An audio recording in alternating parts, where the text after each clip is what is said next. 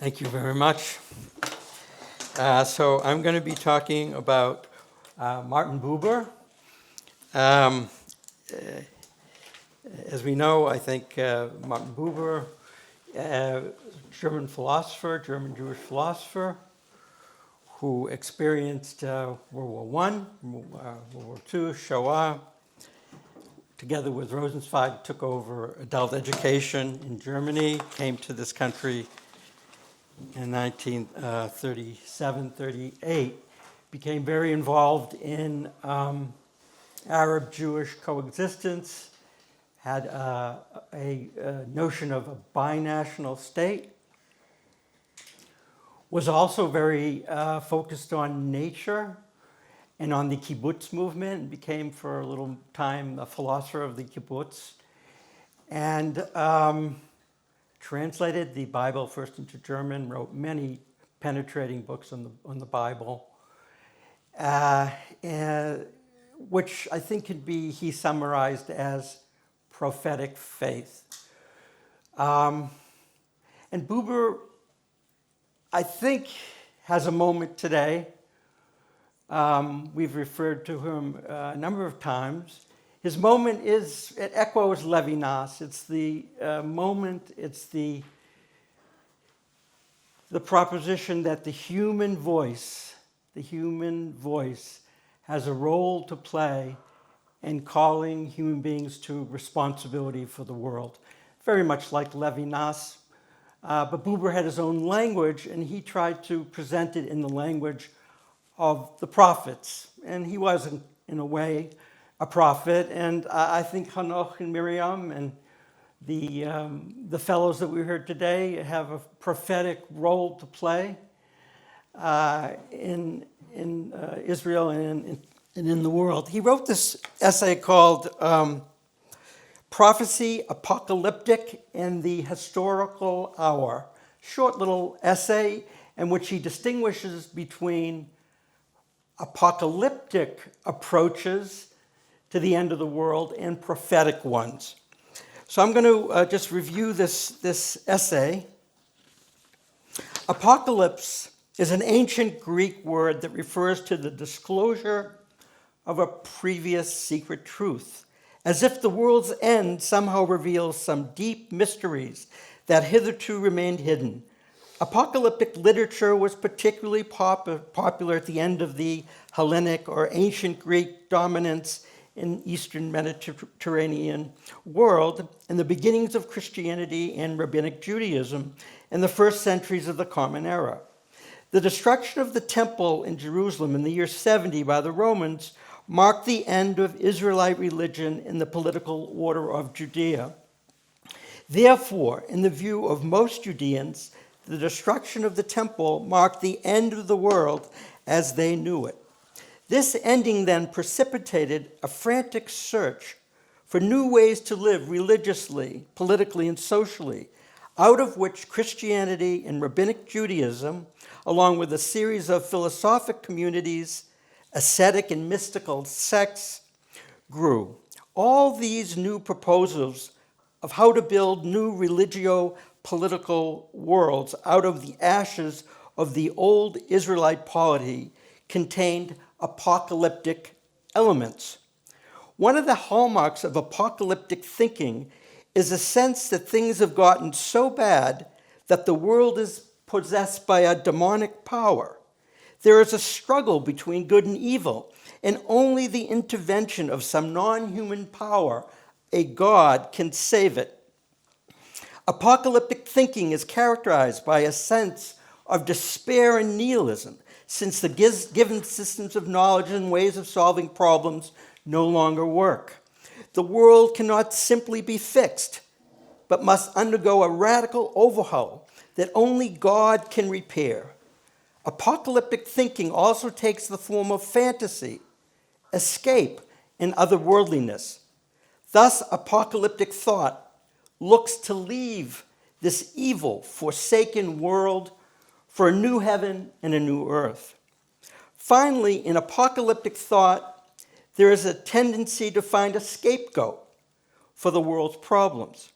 the apocalyptic imagination seeks to deflect responsibility for the cause of the present catastrophe onto others, onto an evil people or an evil demon, or even a cosmic principle or force of evil.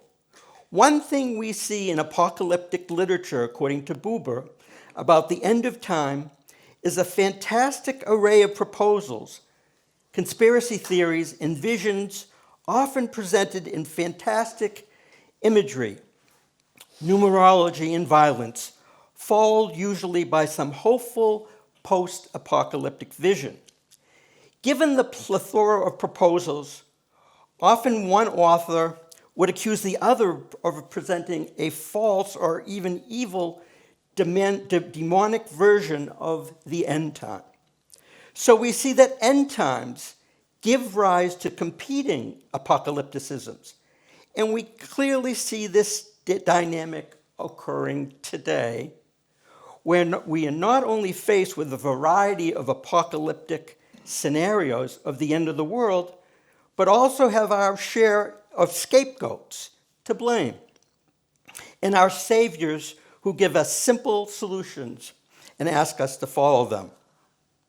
In Buber's day, World War I and the economic depression of the 30s created the crisis of National Socialism, and this led to many fascist ideologies, apocalyptic visions, subhuman and evil people, like the Jews, as the cause. And the war against the Jews was then one solution to that problem. Today we're seeing a replay of some of this, with immigrants as the scapegoat, and in the United States, Trump as the savior. At the same time, climate change has given rise to its own apocalyptic end-time scenarios that has led to its own scapegoats and its own savior figures.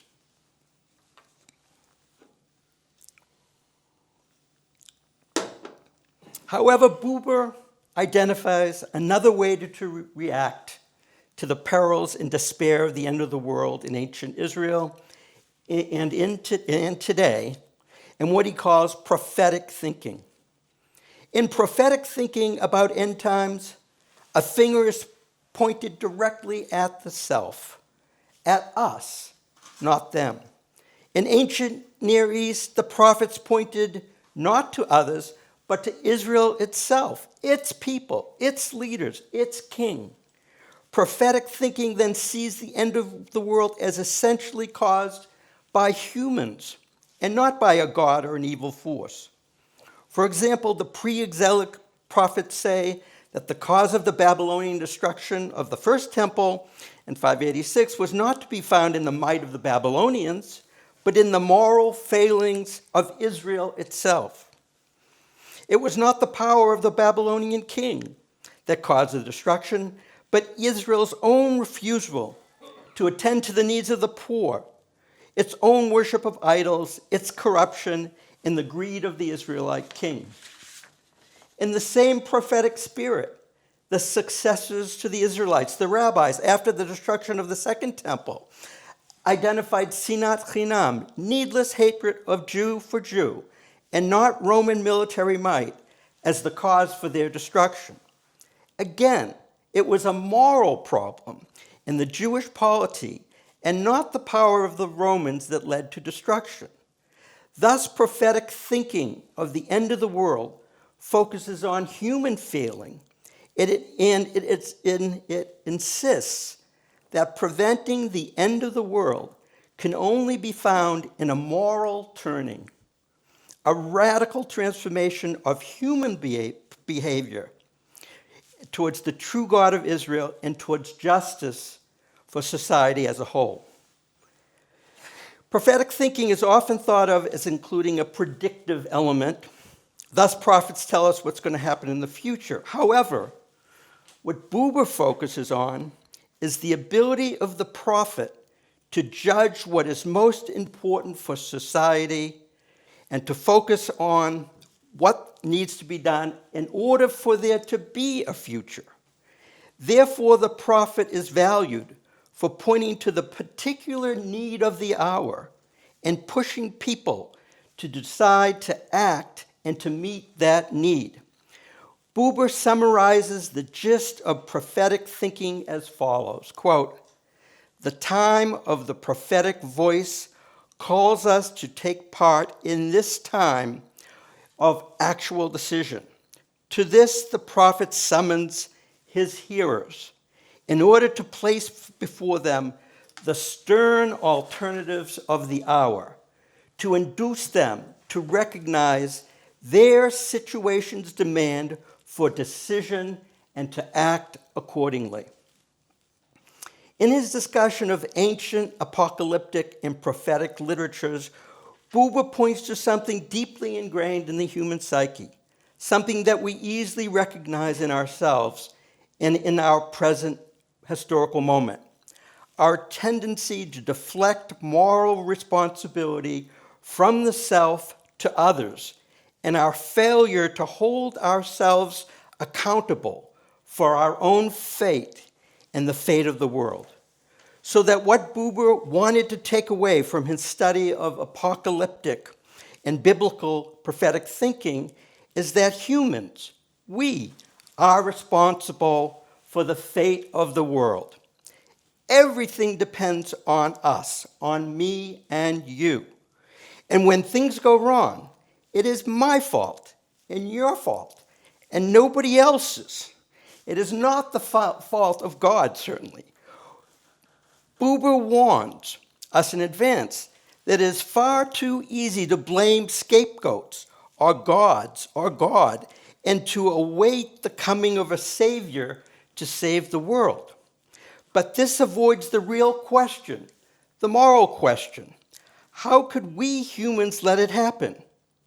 How are we letting it happen even today? Here I would note that the prophet seeks to address not the individual alone, although that's important, but the situation as a collective problem, and the needed solution as coming from the community as a whole. The prophet thus recognizes that even as individual responsibility is crucial, so that every I must take action, the great problems of the world need to be addressed by a collective, by people as a whole. So in the prophetic writings, the prophet always addresses the nation Israel.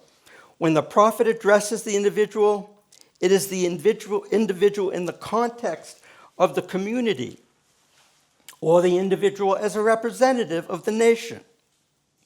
Nowhere is this more important today than in the issue of climate change, where an individual can certainly do something, but the global scope of the problem requires global action and nations acting in concert in other nations. This requires not only concerted and disciplined work, but also patience, trust, listening to others.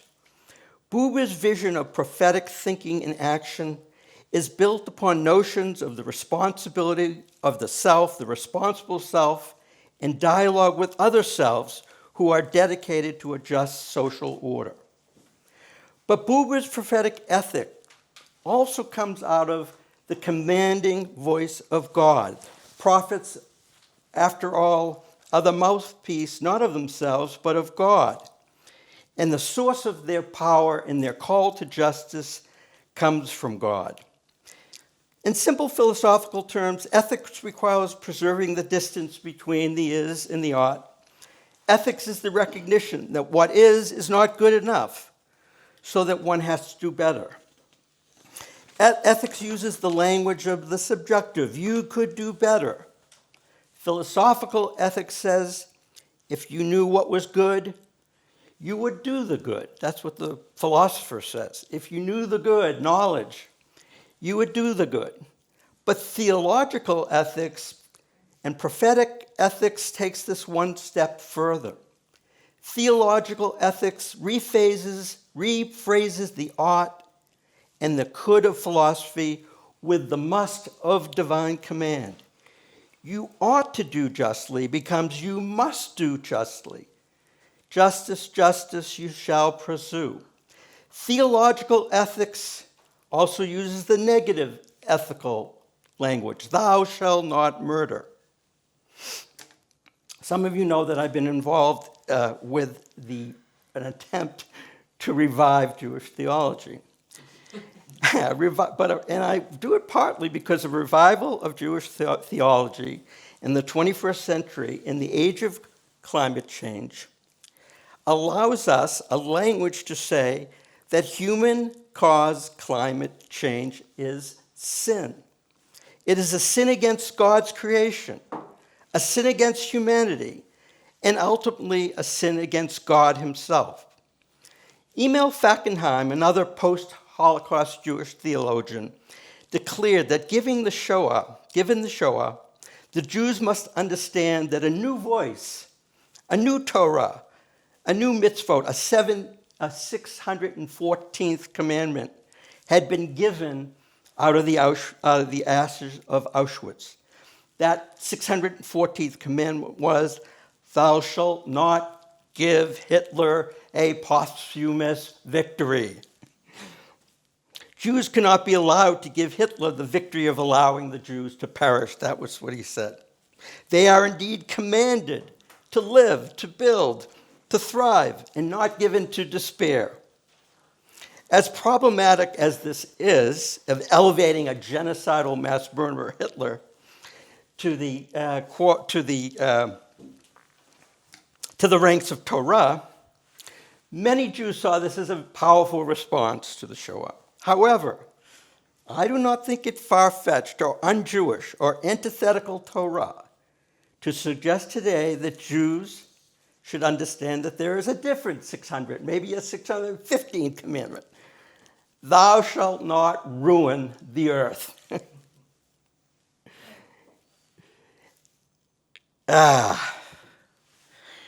What can I do in 5 minutes? I do want to end,